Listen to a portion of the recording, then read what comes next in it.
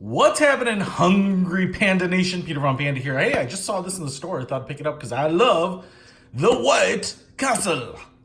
Not like Black Knight. That was a different movie. Hey, these are the original sliders, and they can come in this like take-home thing.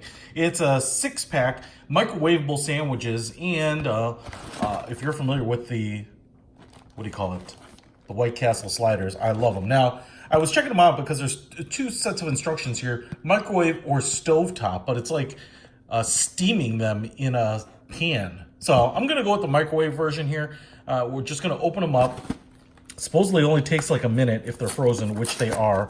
So let's just take a look at what we get in this bad boy. I love White Castles. White Castle, I don't know if you know this, but I think the trivia is that they were the original fast food joint, actually older than Mickey D's, but they never really took off like Mickey D's did, and for whatever reason, even the White Castles I go to now kind of are not really fast, but they're good.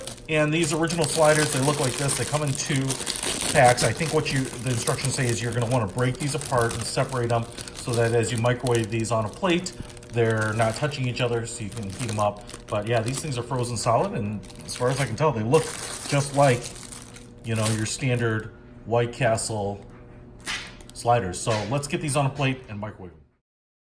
Here they go into the microwave. Now it says to microwave for 1 minute when frozen. I actually don't think that's gonna be enough. I'm not sure if it's the power of my microwave. I'm gonna start with a minute, but I am suspecting that I'm gonna have to add another 30 seconds on it.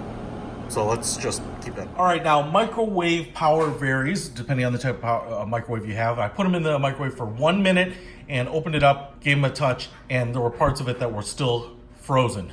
So I actually went above and beyond. I did an extra minute, so I have 2 minutes cooking on these bad boys. Maybe you don't need as much if you don't interrupt the cooking time in there, but I've got 2 minutes on here, and I think I've kind of hit the right numbers. So they're really still quite hot, but now as you can see, we're hot all the way through. So I've got, I think the right temperature. I think it says like 160 degrees or something throughout, but now they're nice and hot. As we can see here, we have the diced onions on there. We have the hamburger patty, even with the 4 signature holes, and then that's on top of this steamed bun, which is kind of smashed and soggy like it really is from White Castle. I've let these rest here for 30 seconds, a minute or so, so I'm just going to take a little bite here.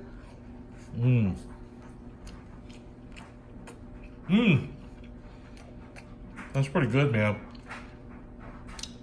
That is pretty good facsimile of what you would get if you actually went to a White Castle. So, which is either kudos to the people that make these for home use, or it means the stuff that you get at White Castle is no better than what you can cook at home. I'm sure, but this is pretty good. A lot easier than driving out and finding a White Castle, which is not really easy in my neighborhood anymore. Far and few between. So, I think I got it right with the 2 minute cook time from frozen here, but yours might vary depending on how cold your freezer is too, but these are good. It's like I just ran to White Castle. I'm pretty stoked about these. Check it out. I'll put a link to them in the description if you want to pick them up. Otherwise, probably find them at your grocery. Peter Von Panda out.